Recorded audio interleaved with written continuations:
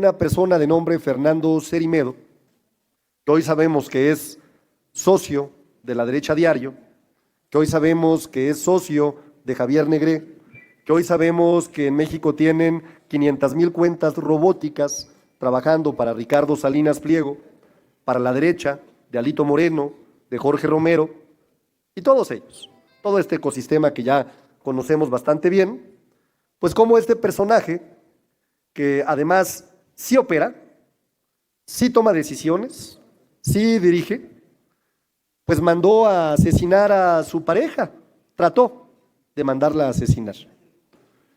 Las escenas son verdaderamente horrendas, las escenas son terribles, cómo recibió 3 impactos de bala de unos sicarios y afortunadamente no perdió la vida. Y ante el temor de ser asesinada nuevamente, empezó a hablar con los medios de comunicación. Y esta apertura con los medios de comunicación ha dejado claro, ha dejado de manifiesto lo que veníamos denunciando nosotras y nosotros. Lo que veníamos diciendo. Llevábamos ya un buen tiempo diciendo, tenemos una red de ultraderecha internacional que ha participado en otras campañas electorales en Argentina, que participaron en esta campaña que incluso tuvo una sentencia jurídica para tratar de desinformar en las elecciones de Brasil, que participaron también de forma directa en la campaña de Colombia, según lo ha denunciado el propio Petro en sus redes sociales el día de ayer, que participaron de forma directa también en el plebiscito constitucional de Chile y que es una red de derecha internacional que opera en todo el mundo y que tiene sus ojos en el gobierno de México, que tiene sus ojos en México. No les gustan los gobiernos progresistas, no les gustan los gobiernos de izquierda, no les gustan los gobiernos que pongan primero el interés del pueblo. Y hoy lo que nos parece muy relevante es que ha quedado al descubierto completamente, que esta red es real, que esta red opera, que es un ecosistema donde participan Claudio X González, algunos pseudoperiodistas, que se escuche con fuerza, de estos que no consiguen trabajo y que presumen el nombre de otras generaciones solo porque tienen antecedente de periodismo en su familia. Y cómo hay una televisora, una concesión nacional, atrás de estos intereses, y no lo digo yo, lo han confirmado ellos. Hay suficiente material videográfico, suficientes entrevistas, suficientes fotografías, hay suficiente evidencia de que existe una campaña coordinada en contra de México. Y que cada semana lo que vemos es un tema de coyuntura, ¿no? Oye, ¿qué tema de coyuntura? No que si el narcogobierno, no que si la censura, no que si la dictadura, no que si... Eso es lo que vienen construyendo. Y cómo participan, evidentemente, los partidos políticos de oposición en esta red de amplificación. Y eso nos parece relevante, porque si estos personajes que dirigen estas empresas son capaces de mandar a asesinar a su pareja, que además, entiendo por lo que ha dicho ella misma, está embarazada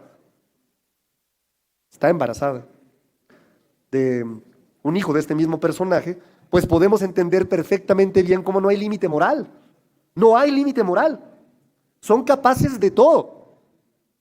Son capaces de llenar el espacio público de estiércol. Son capaces de llenar el espacio público de mentiras. Y eso me parece que es un tema muy importante, muy serio, sobre todo hoy que sabemos también que uno de estos personajes está también en Miami, que opera desde Estados Unidos, que tiene conexiones, por supuesto, con la derecha de otros países, y que lo que están buscando es tratar de dañar la imagen de nuestro movimiento. Lo pongo sobre la mesa porque me parece un tema relevantísimo y un tema que explica cómo es que todas las semanas hay coyunturas casi perfectas en términos de cómo son iguales, cómo son coincidentes, cómo incluso utilizan los mismos hashtags y cómo estas narrativas se amplifican de forma artificial y quiénes están detrás de estas narrativas. Finalmente, queremos como grupo parlamentario reiterar la posición que hicimos del conocimiento de la opinión pública el día sábado. Nuestro grupo parlamentario acompañó la posición pública también del Senado de la República, del Gobierno de México, en el sentido de solicitarle a quien pretendió regresar a la gobernatura del estado de Sinaloa que no lo hiciera y que pidiera licencia. El interés personal, y lo volvemos a reiterar, nunca puede estar por encima del interés de la nación. Nuestro movimiento es muy distinto al resto de los partidos políticos. Nosotros nunca vamos a ser comparsas de nadie que esté directamente señalado con pruebas de una actividad delictiva. Menos vamos a acompañar a quien cree que los intereses de la nación pueden estar al servicio de los intereses personales. Por eso nuestro grupo parlamentario, todas y todos los diputados y las diputadas, fuimos muy contundentes el día sábado cuando nos manifestamos en el sentido que todas y todos ustedes pudieron conocer. Con esto concluyo esta rueda de prensa, no sin antes entrar a las preguntas y respuestas y por supuesto agradecer la participación de mis compañeras diputadas que me acompañan en esta rueda de prensa y que también están a sus órdenes para cualquier pregunta o respuesta. Gracias, diputado. Empezamos con Margarita Nicolás, de Cadena Raza. Margarita, muy buenos días. Buen día para la Me da diputada. mucho gusto verte. Igualmente. Me gustaría saber qué fue lo que cambió en Morena, en sus legisladores, incluso en la presidenta de México, Claudia Sheinbaum, para que cambiaran 180 grados este apoyo que se le dio en un principio a Rocha cuando Estados Unidos lo estaba requiriendo por presuntos nexos con el narcotráfico. ¿Qué cambió en estos 111 días de licencia del gobernador con licencia otra vez para que le retiraran todo el apoyo? Esa es una. Gracias, Margarita. Bueno, a ver, empiezo por decirlo con toda claridad. No ha cambiado nada. Nosotras y nosotros siempre dijimos, aquí en esta tribuna, aquí en este espacio público, si Rocha es culpable, que pague. Si cualquiera de los 9 personajes señalados adicionales son culpables, que paguen. ¿Qué defendíamos y qué defiende nuestro movimiento? El debido proceso. Siempre ha sido eso, no hay que confundirse. Siempre hemos estado del lado de la correcta aplicación de la justicia. Ahora, que allá afuera, de forma maliciosa o de mala fe, se haya tomado esto como que están defendiendo a una persona, no, en lo absoluto. Fuimos muy claros, siempre dijimos que el tratado de extradición era muy claro. Oye, tú me solicitas la detención de una persona con fines de extradición, de acuerdo a lo que establece el artículo 11, perfecto, mándame los elementos necesarios para que un juez de control, porque ojo, no es decisión de la Cancillería extraditar a alguien en función de este artículo de la ley, es determinación de un juez de control, ¿no? Tome esa determinación y siempre será algo que nosotros vamos a reiterar. Si el día de mañana incluso vienen por Ricardo Anaya, porque le cacharon alguna de sus fechorías en Estados Unidos, presuntas, ¿no? Y no hay pruebas, pues igual nos vamos a posicionar en contra de cualquier intento de detener a una persona que no tenga pruebas. Incluso del propio Alito Moreno, que es el personaje más nefasto de la política mexicana. Si hubiera una solicitud de detención, pues nuestro gobierno lo que haría es decir, bueno, dame los elementos de ley para poder cumplir, ¿no? Eso no quiere decir que estemos defendiendo a nadie, pero eso tampoco quiere decir que estemos a favor de que una persona que tiene una carpeta de investigación, como lo es el señor Rocha, pues regrese al poder sin que se concluyan las investigaciones. Y por eso fuimos enérgicos. Y por eso, Margarita, hemos demostrado nuevamente que nosotras y nosotros no somos iguales a los del PRIAN. Somos completamente distintos. Porque nosotros sí tenemos, sin duda, límites morales. nosotros sí tenemos valores. Y por eso me parece que todas y todos los diputados, todas y todos los senadores, las senadoras, las diputadas y el propio gobierno de México hicieron lo correcto al manifestarse en contra de que alguien que tiene una investigación en curso pueda regresar a una oficina tan importante como lo es la gobernatura del estado de Sinaloa. Pues a lo mejor en los hechos no pasó nada, pero en el discurso sí. La presidenta fue muy clara, pues al llamarle casi ambicioso, aspiracionista, que está por encima de los intereses del pueblo, cuando en un principio, pues casi encienden el país porque veían a Rocha personificado en la soberanía nacional y ahora, pues lo dejaron prácticamente solo. Incluso la Fiscalía General de la República ni siquiera ha iniciado una investigación, o ustedes sí saben que hay una y el público no. Sí hay carpeta de investigación y se anunció desde el inicio. De hecho, debe usted saber, Margarita, que cuando hay una solicitud de detención con fines de extradición o cuando hay una solicitud de extradición de conformidad con el artículo 10 del Tratado de Extradición, debe la Fiscalía General de la República de iniciar una investigación por oficio.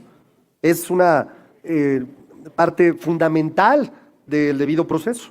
Entonces, no es que lo tengan que informar o no, porque incluso las carpetas de investigación muchas veces tienen su sigilosidad y su secrecía, pero sí es, sin duda, una consecuencia natural a un proceso como estos, el inicio de una carpeta de investigación. Y ojo, Margarita, quisiera yo ser muy claro. Reitero, no es que nosotros hayamos defendido una persona. Nosotros defendemos la soberanía de nuestro país. La soberanía no se llama Juan, ni Pedro, ni Miguel. La soberanía se llama México. Y lo que no podemos permitir, y debe quedar muy claro, es que absolutamente ninguna autoridad que no sea una autoridad mexicana pretenda llevar a cabo juicios que no son competentes ni jurisdiccionales sin que se cumpla el debido proceso. Siempre vamos a defender la soberanía. El problema es de quienes entendieron siempre que se trataba la defensa de una persona. Pero creo que con esto queda más que claro que nosotros lo que defendemos son instituciones, que nosotros lo que defendemos es al pueblo de México. Entonces, Andy podría correr la misma suerte en caso de que se comprobara algo y... Pues, ¿Quién, no sé, perdón? Andy López Beltrán. Pero no entiendo por qué ahora brincamos de un tema a otro. Porque también Es que... se le quitó la visa, lo están implicando en tráfico de Pero Margarita, a huachicol. ver, aquí en nuestro país, ¿sabes a cuánta gente se le quita la visa todos los años? ¿Y ya por eso son delincuentes? 9 de cada 10 mexicanas y mexicanos no tienen visa, Margarita. Yo no creo que el 90% de la población mexicana tenga de ninguna manera relación con actividad criminal. Ese es el discurso de la derecha. Porque ellos piensan que la visa es una carta de buena conducta. No es una carta de buena conducta, no es una carta de no antecedentes penales. Y ojo, no es una crítica ni siquiera al tema de la visa. El tema es que la oposición construye estas narrativas que al parecer para ellos son muy importantes, cuando para la persona que hoy fue a trabajar en la mañana a una línea de producción en los estados fronterizos, pues lo más importante es el incremento al salario mínimo, casi histórico. Para una madre que hoy fue a llevar a sus hijas y a sus hijos a la escuela, es más importante la beca Rita Cetina que recibe su niña de preparatoria y su niña de primaria. O para una familia que tiene una persona con una discapacidad, estoy seguro que es más importante que tiene un apoyo directo de las personas que hoy tienen una discapacidad.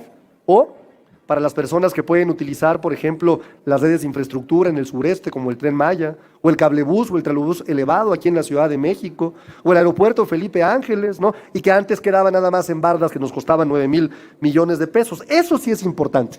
Por eso no encuentro ninguna relación entre la pregunta de Sinaloa y el caso de Andrés Manuel López Beltrán.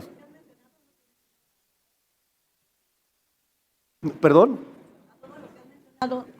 Muchísimas personas con muchísimas necesidades todos los días tratan de sacar un pasaporte o una visa y muchas veces no tienen la posibilidad de obtenerla. Y eso, reitero, no los convierte de ninguna manera en delincuentes. Felipe Barrera, de ABC Noticias.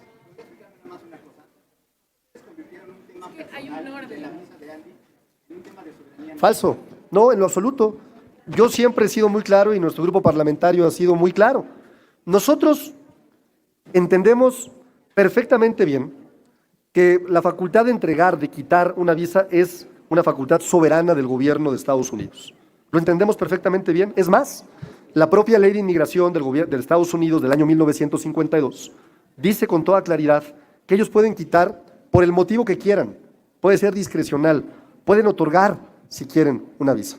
Lo que no compartimos es que a partir de ese tema, del retiro de ese tema, se pretenda construir una narrativa vinculante al crimen organizado. Y no es de ahora. Si nosotros vamos al pasado, encontraremos que ya se dijo que los gobernadores les quitaron la visa, que ya se dijo que a este otro, y que se ha tratado de utilizar como una herramienta vinculatoria de actividades criminales. Nuestro tema es no tiene nada que ver. La facultad que tiene el gobierno de Estados Unidos para entregar, quitar o cancelar una visa es su facultad. Pero eso no quiere decir que si eso sucede, de alguna forma, nuestros integrantes o las o los mexicanos que sufran o que tengan o que les haya sucedido una conducta de este tipo, necesariamente hayan cometido algún ilícito.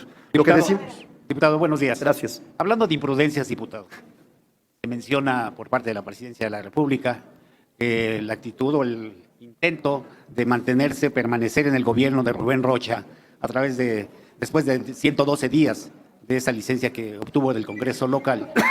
La imprudencia que señala la presidenta. ¿No es una imprudencia también el hecho, como ya lo anunció el senador Enrique Insunza, de regresar aquí a retomar su escaño? Y le pregunto porque tal parece que unas cosas sí están bien vistas y otras no. El hecho de Rocha, lo decía la compañera hace un momento, primero fue una defensa a ultranza, ahora ya es prácticamente un desmarque total. El caso de Enrique Insunza, pues ahí lo estamos viendo, porque sin duda que estaba perfilado para ser el sucesor de Rubén Rocha en las elecciones del próximo año. Ustedes, cuidan mucho la imagen de la 4T, del movimiento. Sin embargo, toleran algunas cosas como esto. No se han pronunciado en el caso de Insunza. ¿Qué va a pasar, diputado, aquí en el Senado? Entiendo que es una Cámara distinta, pero todo es parte del movimiento de la 4T a lo que me estoy refiriendo y del que ustedes defienden a ultranza.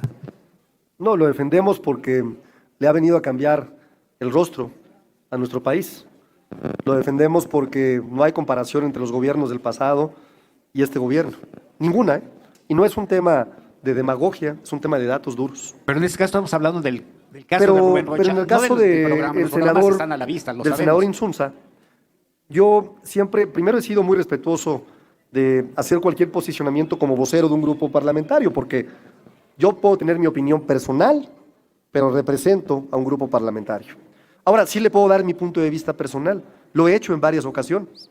Yo sí creo que cualquier persona que tenga un señalamiento tan delicado como el que existe, ¿no?, debe de caminar en la misma ruta de someterse al escrutinio de la justicia, de permitir que las autoridades lleven a cabo sus investigaciones. Y creo, sin duda, que la mejor forma de someterse al escrutinio de la justicia es sin fuero constitucional. Lo creo, lo he dicho aquí, no es la primera vez que lo digo, pero esa es una opinión personal, no es la opinión del vocero del grupo parlamentario, y menos la del Senado, que tiene autonomía plena para tener una opinión. Pero usted tiene mi opinión personal y yo coincido plenamente que lo más sano para cualquier persona que está pasando por una situación como la del senador, sería sano, sin duda, poder someterse al escrutinio de la justicia sin fuero constitucional. Yo lo haría. La pregunta que vino, diputado, es porque vemos unas cosas que protegen y otras que no. Voy a regresar un poquito a lo que pasó en la Cámara de Diputados con Cuauhtémoc Blanco. Es falso también, eso es falso. A ver, yo le voy a decir porque... Permítame, por favor. Sí. Y el caso que se está ventilando ahorita, o que ya se reactivó el tema, es el proceso en la Cámara de Diputados para retirar el fuero constitucional a Alejandro Moreno, alias Alito. Entonces, unas cosas usted me estaba diciendo que pues ustedes no defienden nada, ¿no? Nada. Nada. Y que por encima de la ley nada. Sin duda. Pero ahí está el caso. Usted le pediría, por ejemplo, estaría de acuerdo en que el senador Insunza solicite licencia y sin fuero enfrente de la justicia. Ya se lo acabo de comentar. Le acabo de dar mi opinión personal. Y déjeme además agregarle algo. El tema de Cuauhtémoc Blanco tiene más que ver con una falta de entendimiento del proceso legislativo. Es falso que lo que se votó fue el desafuero. Es falso. Lo que se votó fue la posibilidad de volverle a pedir a la Fiscalía del Estado de Morelos que armara bien su carpeta de investigación. porque con los datos que había no era suficiente para que la sección instructora tomara una determinación. Ah, pero ¿qué hicieron los medios de comunicación? Lo están defendiendo. ¿Qué hicieron los comentócratas? Lo defienden los de Morena. Falso. Seguimos esperando que la Fiscalía del Estado de Morelos mande la información que tiene, si es que la tiene.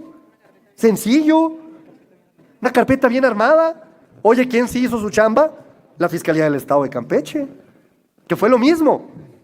Ellos sí ya mandaron una nueva carpeta de investigación, que al parecer puede tener conductas delictivas muy claras. Oye, ¿es lo mismo? Pues si se pueden encontrar conductas delictivas, claro que es lo mismo. Nomás que nos falta la información para poder tomar una determinación. Y eso ya no le corresponde. O sea, la sección instructora no se puede inventar una carpeta de investigación. Si no le manda a la Fiscalía las conductas que están tipificadas en los códigos correspondientes, no hay forma de que pueda avanzar la sección instructora. La sección instructora lo que hace es observa una carpeta y sus integrantes, que son de distintos grupos parlamentarios, determinan si es viable someter al Pleno la procedencia del juicio para poder desaforar a una persona. ¿Qué pasó en el caso de Cuauhtémoc Blanco? No había elementos en la carpeta. ¿Qué sucedió? Se pidió que se manden. Eso no quiere decir que lo apoyamos. Eso quiere decir que solicitamos más información para que regresara esta información, que por cierto seguimos esperando en la sección instructora. Gracias, A diputado. usted muchas gracias. Mayolo López, de Grupo Reforma. Querido Mayolo, Gracias, gusto diputado. saludarte. Igual, gracias. ¿Usted considera que Rocha tendría algún mérito como para pensar en volver al poder o en cambio merecería el ostracismo? Y una segunda cuestión, la gobernadora de Quintana Roo ha hecho casi 100 vuelos en los últimos años. ¿Qué opinión tiene al respecto? Bueno, lo primero que debo de mencionar es que la única forma de poder medir la función pública, la función de quien es electo, es a través del proceso electoral o la revocación de mandato, ¿no? Por eso una opinión mía poco pesaría en el sentido de que si merece o no merece el exgobernador volver o no. El mérito lo veremos en las rutas electorales específicas del estado de Sinaloa. Lo que sí puedo decir es que es una imprudencia pretender volver a un espacio cuando hay un señalamiento importante y cuando hay una carpeta de investigación. Eso sin duda. Y el segundo tema, lo que siempre hemos dicho nosotros como fracción parlamentaria, hay que cuidar este movimiento, hay que cuidarlo. Hay lineamientos éticos, hay lineamientos que ha establecido el Consejo Nacional de Morena. Ahora, puede haber sin duda situaciones excepcionales por las cuales nuestras o nuestros gobernadores, ¿no?, tengan que trasladarse en vehículos aéreos. Seguridad nacional, me queda claro, pero me refiero a que no quiero desacreditar porque no conozco las razones, no conozco ni siquiera si estas bitácoras que se han dado a conocer forman parte de elementos periodísticos reales, no los tengo verificados, pero sí te puedo decir que nuestro grupo parlamentario siempre estará en la lógica de cuidar a nuestro movimiento y de seguir adelante los lineamientos éticos que nosotros mismos nos hemos fijado y que tienen que ver con promover la austeridad republicana como un principio fundamental de nuestros gobiernos. Muchas gracias. Juan Pablo Narcia, de N+. ¿Qué tal, diputado? Juan Buenos Pablo, días. qué gusto saludarte. Igualmente, gracias. Hablaba usted hace unos momentos acerca de que sería una imprudencia que se regrese a un cargo, incluso con investigaciones tan delicadas. ¿No aplica el mismo criterio para el senador Insunza? Sí, me parece que sí, lo he comentado, he dado mi opinión personal, me parece que si existen carpetas de investigación, lo que yo haría, no quiero hablar a nombre, como ya lo dije, de mis compañeros, es presentar sin duda licencia, es someterme al escrutinio de la justicia sin ninguna ventaja jurídica legislativa. Entonces me parece que aunque hay criterios que dicen que el fuero constitucional, ¿no?, incluso permanece cuando uno pide licencia, me parece que siempre es mejor, ¿no?, someterse a las autoridades ante señalamientos como los que hemos mencionado. Se lo pregunto concretamente porque, como sabe, el viernes pasado su partido, actores políticos de gran relevancia, pidieron actuar con congruencia, con responsabilidad en el cargo e incluso le pidieron explícitamente y expresamente que se alejara del cargo. En caso de que el senador Insunza regresara al periodo ordinario que inicia el próximo 1 de septiembre, ¿harían lo mismo? Reitero, es una decisión primero personal porque es un derecho político electoral constitucional. ¿Qué opino yo? que es un error y que sería una imprudencia. Muchísimas gracias. Gracias. Salvador Martínez, Canal Querido 11. Salvador, a la orden como siempre. Gracias, diputado. Buen día. Salvador Martínez de Canal 11. Preguntarle, diputado, hace unos momentos el Congreso del Estado suspendió sin mayores explicaciones la sesión extraordinaria donde se iba a elegir al gobernador interina del licenciado Rocha. Mi pregunta es la siguiente: ¿cuál sería la posición de Morena en caso de que el Senado abriera la posibilidad para la desaparición de poderes, ya que no hay gobernador? Y al parecer en este momento no hay Congreso del Estado. No hay condiciones para poder suponer lo que establece la Constitución en términos de la desaparición de poderes, que habla pues de la clara responsabilidad o ausencia de los tres poderes. Hay un legislativo que funciona, hay un poder judicial que funciona y el Congreso local tendrá que tomar la determinación. No creo que se cumplan las causales para que se someta al Senado de la República la consideración de la desaparición de los poderes. Yo creo que hoy mismo estaremos viendo, si no es que mañana a más tardar, una definición de quién será quien tome esta responsabilidad tan importante. La mayor de las suertes para quien tenga esta encomienda. La gente buena de Sinaloa se merece una buena o un buen gobernador. Muchas gracias. Dos Gracias. preguntas más, vocero. Gracias. La penúltima es de Roberto José Pacheco, de Línea Directa. Gracias, Roberto. Sí, diputado. Oiga, ¿qué viene para Sinaloa? Porque al final de cuentas ha sido una sociedad muy golpeada, económicamente, inseguridad y políticamente también. ¿Qué es lo que viene para Sinaloa? Y si cree pertinente que el sustituto tenga que venir del gobierno federal para poner las aguas tranquilas y que esto camine mejor. Bueno, primero decir que ha habido una reducción considerable de los homicidios dolosos desde que tuvimos esta situación que incrementó de una forma muy importante los homicidios en esa entidad. La paz es fundamental para que el resto de las actividades se puedan desarrollar de forma correcta. Entonces yo creo que con la designación que tengamos de una nueva gobernadora o un nuevo gobernador, con el apoyo del Gobierno de México, hoy mismo la presidenta ha dado a conocer que hay 15,000 efectivos de las Fuerzas Armadas hoy presentes en el estado de Sinaloa. Veremos que el estado encuentre una ruta de normalidad y veremos sin duda que seguirá prosperando como normalmente lo ha hecho. Muchas gracias. No, es una decisión del Congreso local. Así va a ser, así tiene que ser. Cerramos con Gerardo Segura, de Azteca Noticias. Gracias, Gerardo.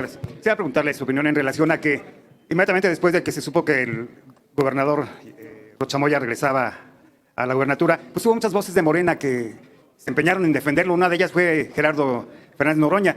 ¿Qué decirles a ellos? Porque se habla mucho de que hay un enfrentamiento interno y de que están también empujando de parte del expresidente López Obrador a responder de esta manera, apoyando el regreso del exgobernador Rocha Moya. Hay una pugna interna, está la mano del expresidente también metido en esto. ¿Cómo ve las expresiones de apoyo que luego se dieron de parte de algunos miembros de Morena? Y yo empezaría por decir que hay una enorme misoginia en esa visión, porque la que hoy gobierna y toma las decisiones en este país es la presidenta de México, la doctora Claudia Sheinbaum Pardo. Pero además también hay una visión completamente equivocada, porque el expresidente Andrés Manuel López Obrador está en Palenque y no se mete a esta idea que han tratado de construir los de medios de comunicación como Latinus o algunos otros comentócratas. Es falsa completamente. No hay quien hable de Palenque, aquí se toman decisiones. Y las y los compañeros de nuestro movimiento tenemos pensamiento crítico. Mañana la compañera puede estar no de acuerdo con mi opinión, o la compañera. De hecho, normalmente diferimos en algunas cosas. Estamos de acuerdo en lo general, pero claro que podemos tener opiniones distintas. Y Gerardo, que es un buen amigo